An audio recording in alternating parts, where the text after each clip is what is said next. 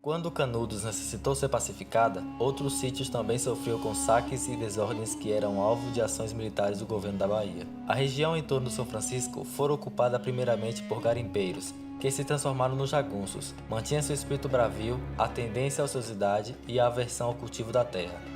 O banditismo sertanejo tinha uma moral própria, na qual a conquista dos povoados era um direito de guerra. Ao norte do Vale de Paulo Afonso, outros personagens têm destaque. Os cangaceiros da Paraíba e Pernambuco eram muito semelhantes aos jagunços, diferenciados apenas por seus armamentos e zonas de atuação. Canudos, entretanto, seria responsável por unir esses dois tipos sertanejos em uma só batalha.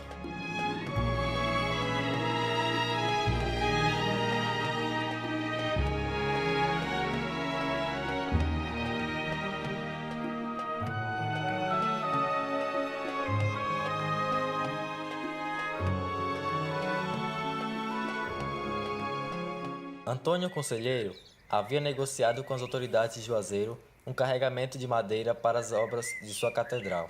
O juiz da cidade, sendo antigo desafeto de Canudos, impediu a entrega do material com a clara intenção de provocar uma reação do profeta.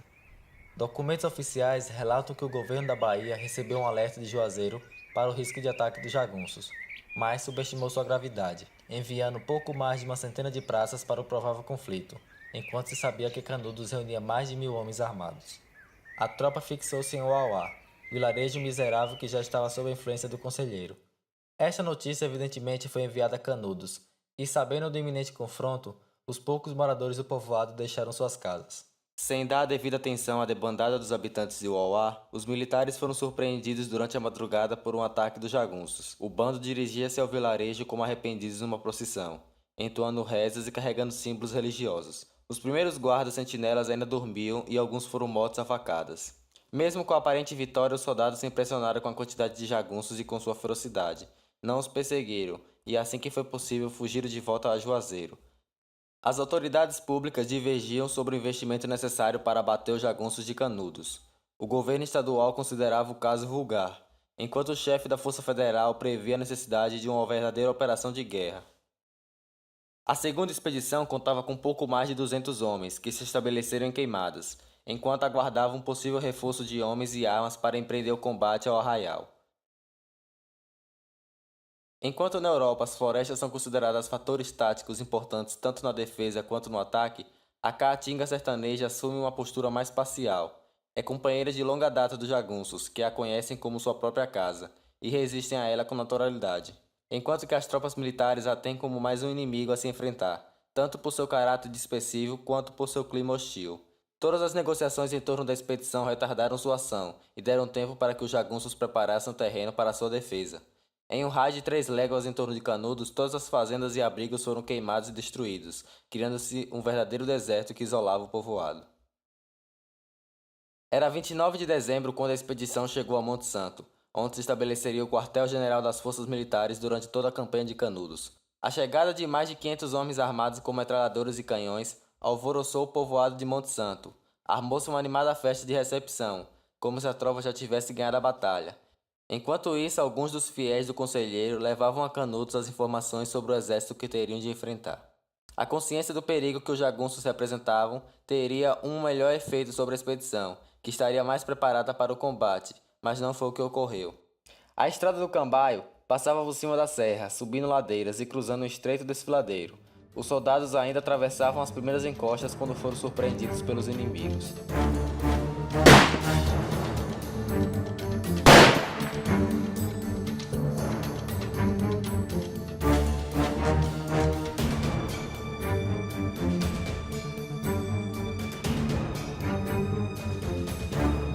Para compensar a desvantagem tecnológica do lento recarregamento de suas armas, os jagunços organizavam-se em grupos que muniam os atiradores com espingardas prontas para atirar. Quando um destes era alvejado, o outro logo tomava seu posto.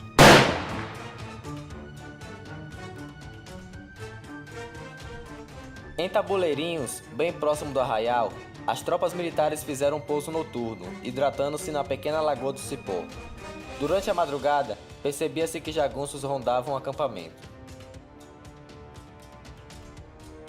Na manhã seguinte, os soldados dispararam um canhão na direção de Canudos. Repetia-se o confronto de Uauá.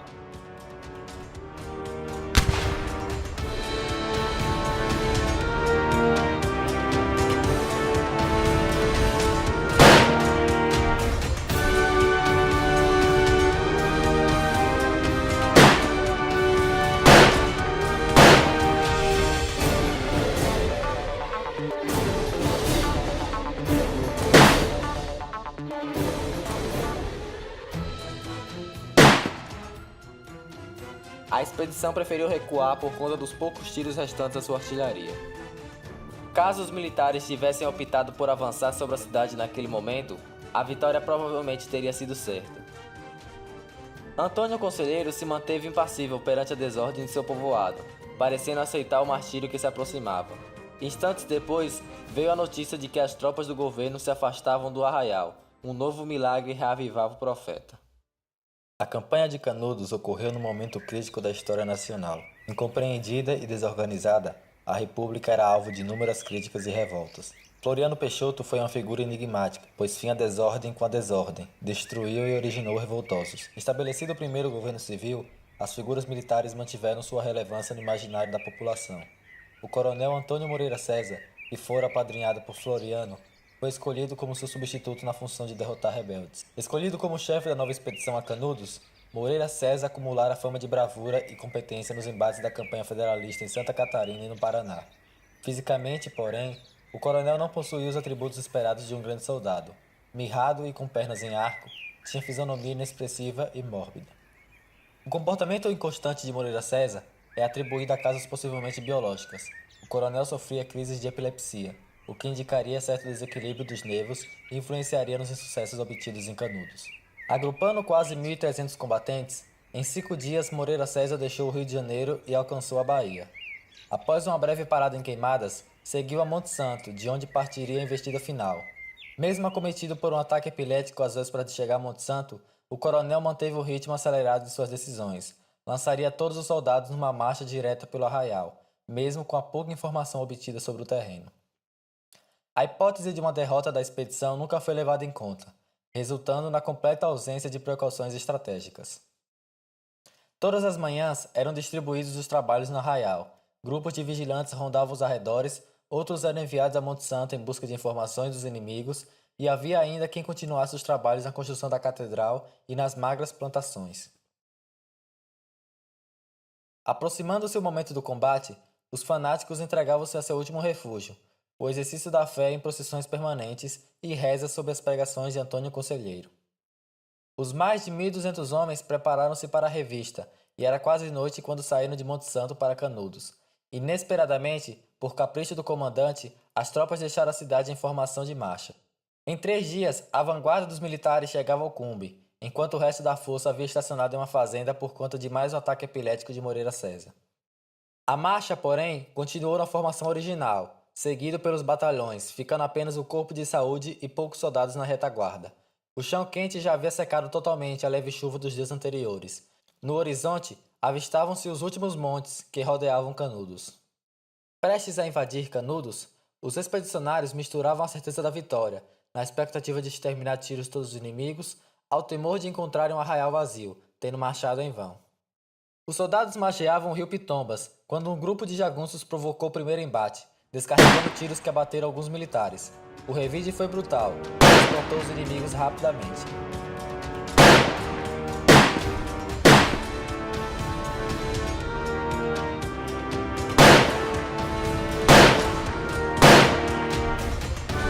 O coronel César encontrou uma espingarda leve deixada pelos sertanejos e julgou que eles estavam praticamente desarmados. Animada pelo breve confronto, a expedição avançou acelerada.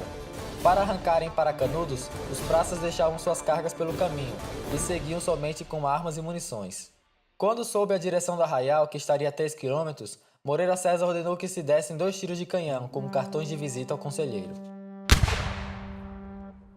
Os primeiros tiros de canhão foram certeiros, transformando vários casebres em nuvens de poeira. Em seguida, a artilharia fazia seus avanços.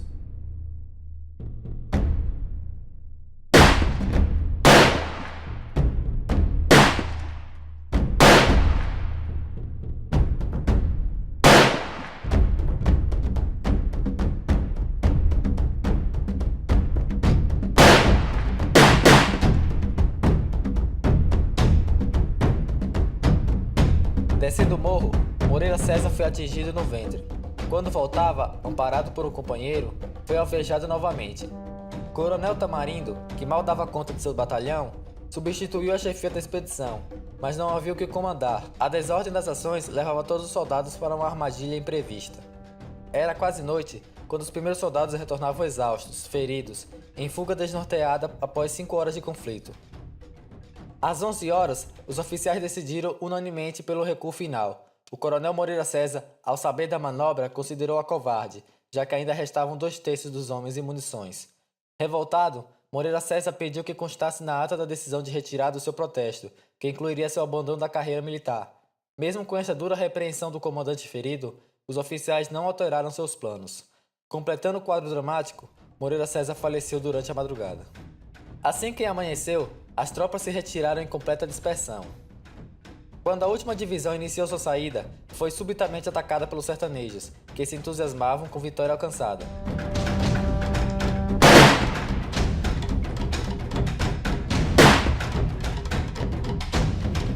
Houve grande comoção nacional em torno da quarta expedição, que enfrentaria o que já era considerado a vanguarda de um movimento geral de restauração monárquica.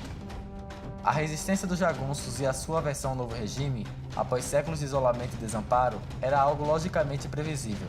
Desproporcional a isso foi a reação da sociedade brasileira, dita civilizada, que se deixou levar por um desvario coletivo perante a suposta ameaça restauradora. Os desastres da terceira expedição eram noticiados aos poucos pelo país, carregando contradições que só alimentavam mitos e boatos.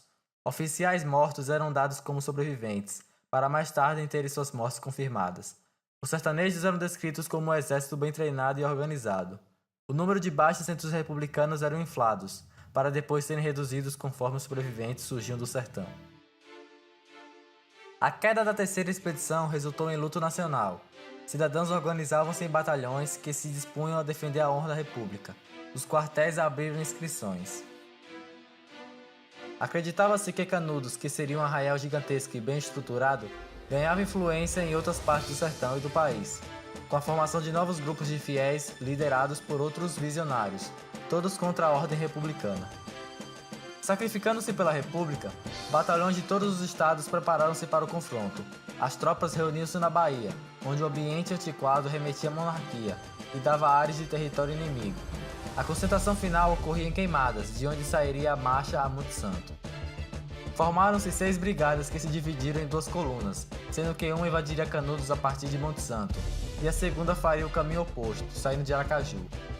Tal estratégia apenas repetia os erros das expedições anteriores, levaria os soldados às mesmas armadilhas do arraial e deixava espaço para uma eventual fuga dos sertanejos.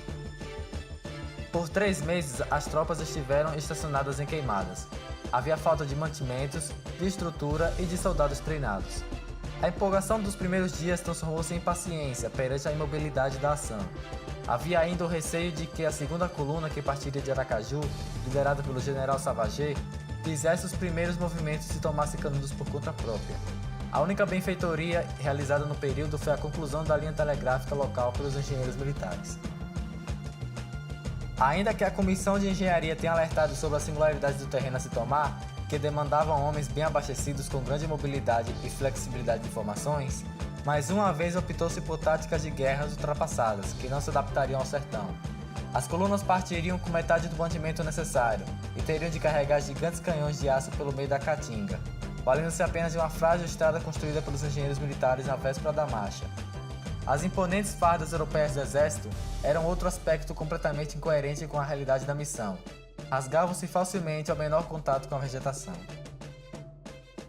De origem sertaneja, o tenente-coronel Siqueira de Menezes era o homem mais lúcido da campanha, dando profunda atenção aos acidentes geográficos do entorno do arraial e traçando um caminho eficaz e surpreendente. Os jagunços esperavam que as tropas utilizassem a estrada de Calumbi, que não havia sido explorada pelas expedições anteriores, mas Menezes planejou uma nova rota mais ao norte. A desritmia entre os batalhões fez com que eles se espalhassem por 4 legas, expondo-se fragilmente a qualquer levante do inimigo. A natureza, pelo relevo, clima e vegetação, também se tornou um inimigo poderoso. Liderado por Pagel, um famoso quadrilheiro, um grupo de revoltosos cercou as tropas de assaltos rápidos, com a intenção de colocá-los em marcha desesperada, da mesma forma que ocorreu com as expedições europeias.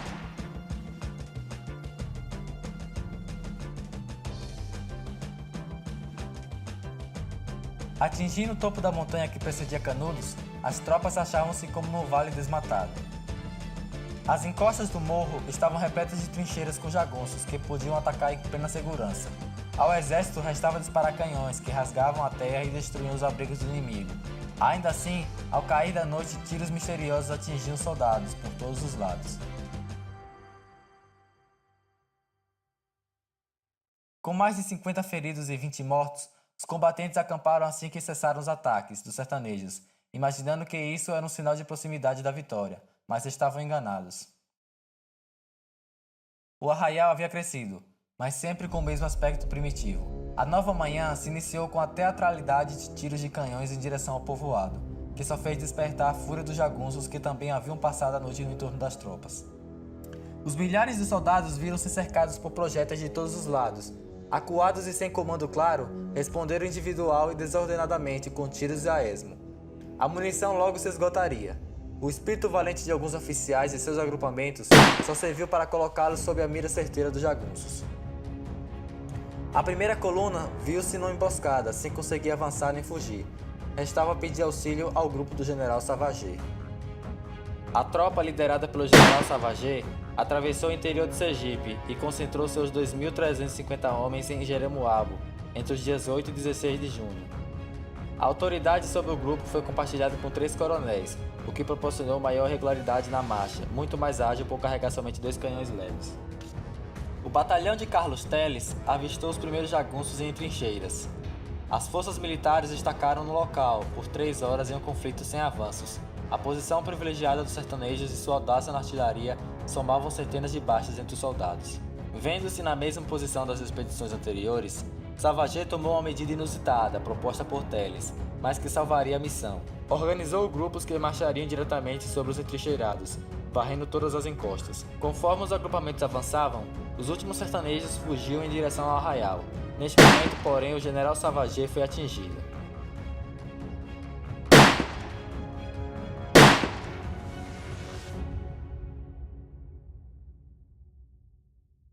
A marcha continuou em ritmo mais lento, mas o prazo para se chegar a Canudos estava mantido. Na manhã do dia 28, posicionando-se devidamente, as tropas lançavam um bombardeio e preparavam-se para a tomada do arraial, certo de que em breve encontrariam a primeira coluna no centro de Canudos, a comemorarem a vitória. Enquanto esperavam ver os soldados da primeira coluna descerem a favela triunfantes, os combatentes de Sauvager foram surpreendidos ao receberem o chamado de socorro de seus companheiros, que eram acurralados naquele morro. Documentos oficiais atestaram a batalha do dia 28 como vitoriosa, mas na realidade, o que se teve naquela noite no alto da favela foi um amontoado de soldados temerosos e encurralados.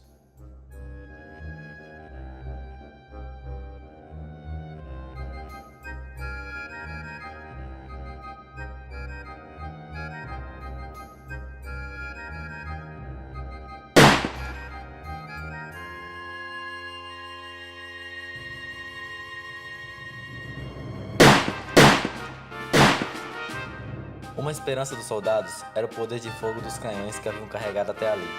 Sua eficácia, porém, foi reduzida. As balas eram absorvidas pelos casebres de argila quase sem causar estragos. Após mais um dia de batalha, o único efeito dos disparos de canhões foi o aumento da agressividade dos sertanejos, que corajosamente contra-atacavam em intervalos regulares. A estadia da tropa no favela era insustentável. A última alternativa seria uma invasão direta do arraial.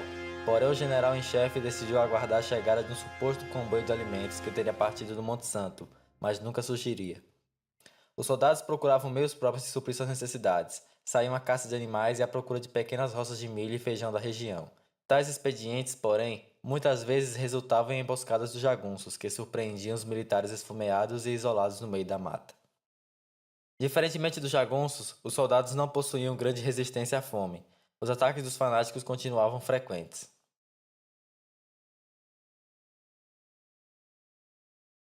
De batalha em batalha, era possível perceber que os jagunços estabeleciam-se em trincheiras cada vez mais perto dos acampamentos. A repetição dos combates dia após dia dava aos soldados a impressão de que estavam parados no tempo. Quando havia uma trégua, alguns deles desciam o morro em direção ao arraial para observar melhor e contabilizar os milhares de casebres amontoados no vale. À tarde, ao ouvirem as rezas melancólicas dos religiosos, muitos militares se entregavam à credulidade ingênua e imaginavam que aquele local estava cercado por algum poder místico que o protegia. Preferindo a travessia do deserto sob a mira de jagunços e a agonia do acampamento, dezenas de soldados desertavam a tropa. Entre os que ficavam restavam os rumores de uma retirada estratégica, que era o desejo de muitos. Ao receber o comboio de suprimentos no dia 13 de julho, o exército delineou imediatamente os planos para um ataque final ao arraial. Após um breve confronto no dia 15, quando alguns fanáticos aproximaram-se do acampamento, decidiu-se pela ação definitiva no dia 18, com a certeza de uma vitória rápida. Eram 7 horas quando o agrupamento recebeu os primeiros tiros dos jagunços, que pareciam esperar por este movimento.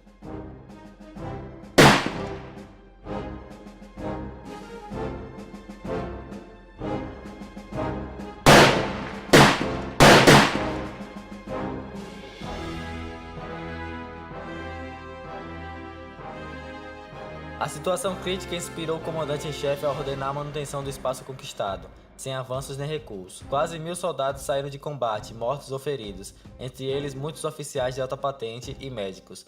As baixas eram relatadas pelos sobreviventes com ares de heroísmo e somente assim mantinham a moral do exército elevada. De 25 de junho a 10 de agosto, a expedição somava mais de 2000 baixas. Instituições oficiais e órgãos de imprensa reverberavam denúncias fantasiosas em que os sertanejos receberiam armamentos transportados de Buenos Aires para Salvador. A única verdade, entretanto, era que o sertão estava sendo dominado por jagunços empolgados com a resistência de Canudos. Os soldados doentes espalhavam entre a população descrições pitorescas dos inimigos. Os sertanejos ganhavam contornos fantásticos e sombrios.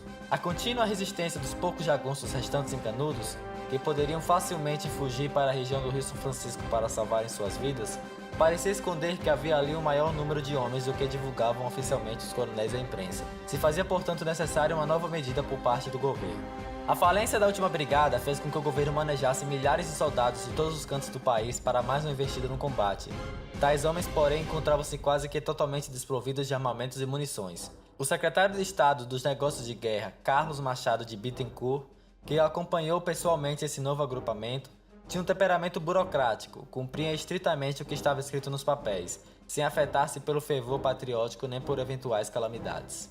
A frieza do Marechal Bittencourt revelava-se mesmo antes dos mais trágicos quadros. Essa característica do oficial, entretanto, pode ter sido sua maior vantagem na tomada de estratégia para avançar o cerco sobre Canudos. Sua inteligência identificou o deserto como o maior inimigo das forças governistas e centrou esforços em efetivar uma linha de comboios permanente que abastecesse as tropas em combate, livrando-as do ciclo vicioso de baixas e reforços. Um desfecho para o conflito era urgente, já que a época de chuvas inundaria os riachos, impedindo novos movimentos. O ferimento de um general motivou um revide feito a tiro de canhão, que ao acertar a torre da Igreja Velha fez com que o sino desmoronasse dando suas últimas badaladas. O armamento, porém, também dava seu último tiro, sendo silenciado por uma avaria permanente. Mesmo com os avanços estratégicos elaborados pelo Marechal Bittencourt, a expedição sofria com assaltos aos comboios e com a contínua resistência dos jagunços, que pareciam aprender com a experiência e desenvolviam táticas cada vez mais avançadas. Novos reforços foram então enviados, mais 2 brigadas com um total de 3.000 homens, uma entregue ao comando do coronel Sampaio e outra ao general Carlos Eugênio de Andrade Guimarães. E o próprio ministro da Guerra, Marechal Carlos Machado Bittencourt, foi para o teatro de operações. Conhecedor frio da arte de combater e descobrindo os motivos das derrotas anteriores, conseguiu a vitória da 4ª expedição e o aniquilamento de Canudos. A 22 de agosto de 1897, falecia Antônio Conselheiro.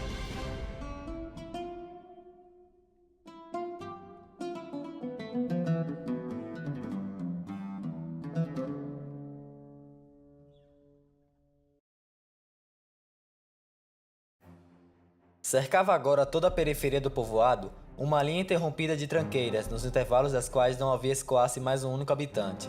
A leste, o centro do acampamento, a retaguarda da linha negra, centralizada pela 30ª Brigada. Ao norte, as posições recém-assaltadas, reforçadas sucessivamente pelo 31º, ala esquerda do 24º, 38º, ala direita do Batalhão Paulista e o 32º e o Batalhão de Infantaria cortando as estradas do Uauá e a Várzea da Ema. Em todo o quadrante do noroeste, guarnições espaçadas cercando o redente artilhado no extremo da vereda do Cambaio. A favela e o baluarte, dominante da 7 de setembro ao sul. Os jagunços já não resistiam, recuavam. Canudos estava bloqueada. A insurreição estava morta.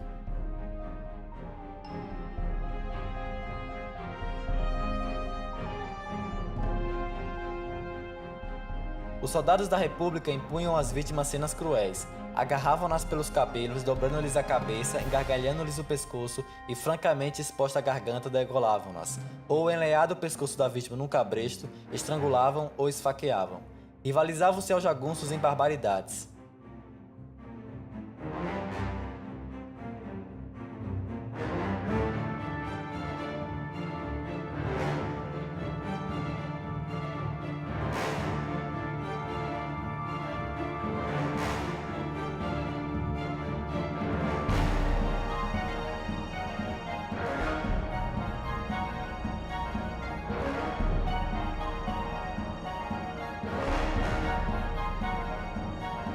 A 28 de setembro, Canudos não respondeu às 2 salvas de 20 tiros. Era o fim. Quem é você? Doutor General, sou Antônio Beato. Vim por meus pés aqui. Vai dizer que me entregam. Bem, e o conselheiro? Nosso bom conselheiro está no céu. E os homens estão dispostos a se entregarem? Eu lutei com porções deles e eles não quiseram vir. Ideias diferentes, mas sei que não aguentam. Metade deles estão morrendo por necessidade e por seca. Já viu quanta gente está aí, bem disposta e bem armada? Estou espantado. Pois bem, a sua gente não pode resistir e nem fugir. Diga aos homens que se entreguem, não morrerão, garanto-lhes a vida. Serão entregues ao governo da República. E diga-lhes, o governo da República é bom para todos os brasileiros. Que se entreguem, mas sem condição, não aceito a mais pequena condição.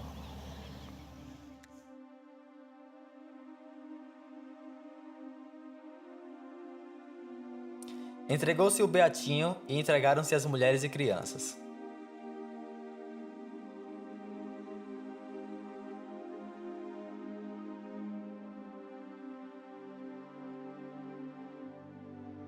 Canudos não se rendeu. Exemplo único em toda a história, resistiu até o esgotamento completo. Expugnado palmo a palmo na precisão integral do termo, caiu no dia 5, ao entardecer, quando caíram seus últimos defensores, que todos morreram. Eram 4 apenas, um velho, 2 homens feitos e uma criança, na frente dos quais rugiam raivosamente 5.000 soldados. Foi dinamitada com 90 bombas nesse dia, terminando em incêndio. No dia 6, acabaram de o destruir, desmanchando-lhe as casas. 5.200, cuidadosamente contadas.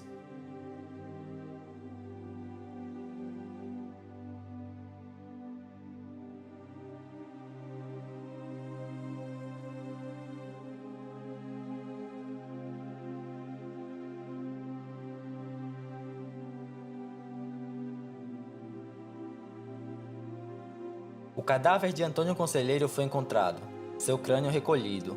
Trouxeram depois para o litoral, onde deliravam multidões em festa aquele crânio.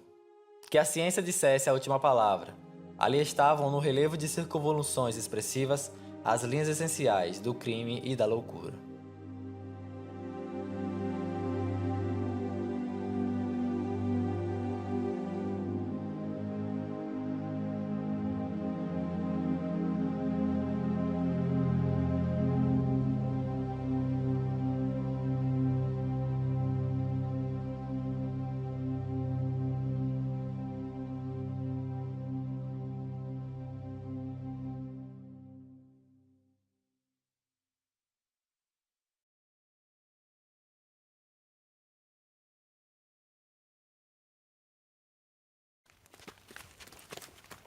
O Oliver vai se estreva.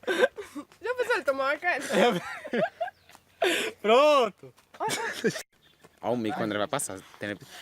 Solta a arma primeiro. Cai de costa. Oxe, não Não dá risada não! Mata ali do caça. tá ridículo. Ô, André. Você vai cair de novo, tá se limpando, o cara tá se limpando pra cair de novo. Deixa pra se limpar quando você acertar. Faz aí se você é tão bom. Hoje tu és louco, velho! Tu és louco! O que foi que o André fez? Eita! O que foi que o André fez? Eu fiz o que o André tem que fazer, que ele não sabe fazer. Você vai ver, vai. De novo, velho. Não, cara, Ah, não, de não. novo. Faz. Todo mundo já viu, menos você. Sai! Aí esse cara já... Ai, o Ah, não, velho. Dá risada de... Nem tem. Valeu. Olha o jeito, olha. cu, hein, Sobral? O outro do cara. Por que você olha pra mim, velho? Olha pra mim essa coisa, olha. Eu não fiz nada. Estou aqui, agora pode olhar pra mim.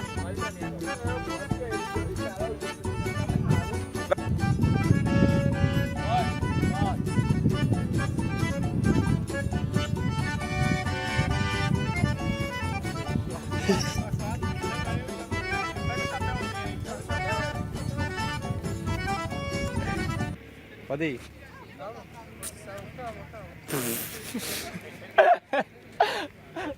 Bora. Ó o outro aí. Não, agora volta, hein?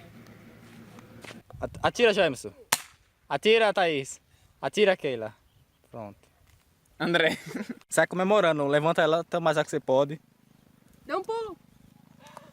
Ah, velho, tem um pena do André, velho. Eu tenho uma pena do André, velho. Tenho mesmo, velho. Ave Maria. Ó, toda a sala vai ver isso, velho. A sala toda. Ah não, velho, acho que tá muito melhor do que o filme Canudos. Pra dar risada Dá um não. beco. Vai dormir agora.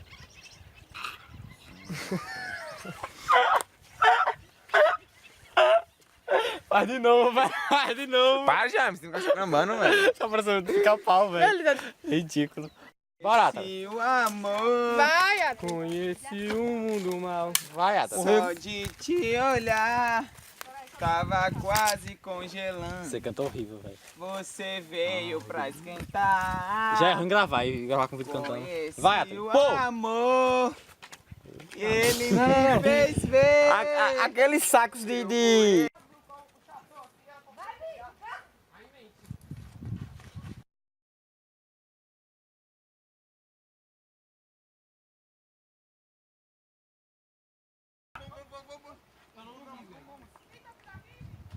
Fica mirando a arma pra eles, pô.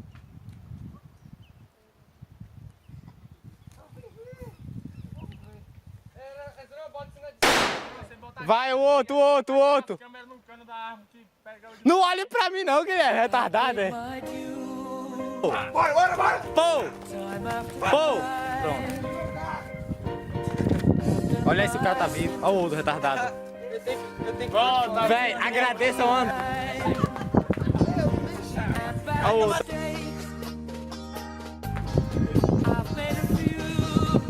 Olha o Felipe, ó.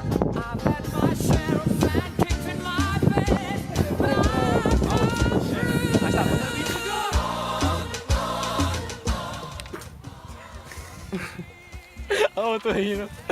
Como é que faz? Como é que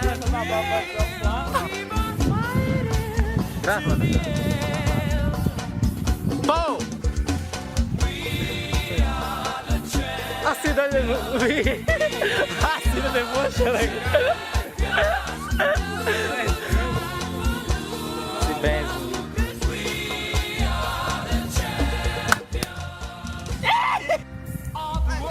Vai, pô! Eu só corri, velho, faz seu nada. Quem foi que você fez aí? Quem foi que você fez aí, Evangelista? Não, já dá, velho. Sacada e corri.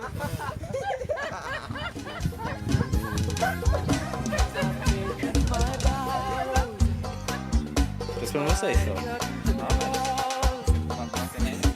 Não tem nenhuma graça aí. O vidro vai aparecer. Faz assim, peraí.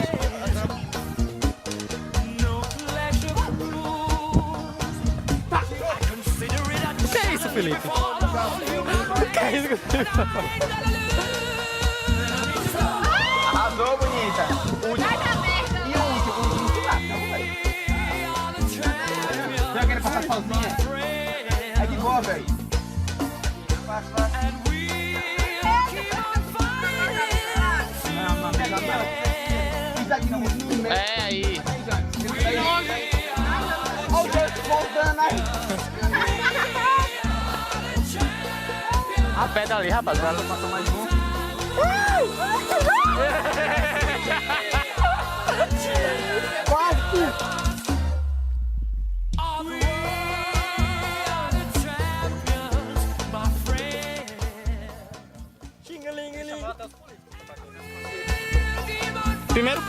Corre! Primeiro pô! Outro pô!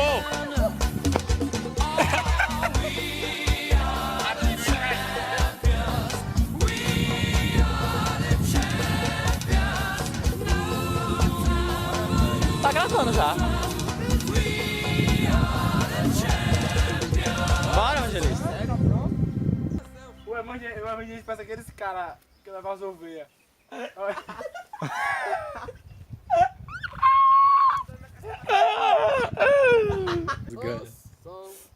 Vê se ilumina. Essa música é do Câncer, tá ligado?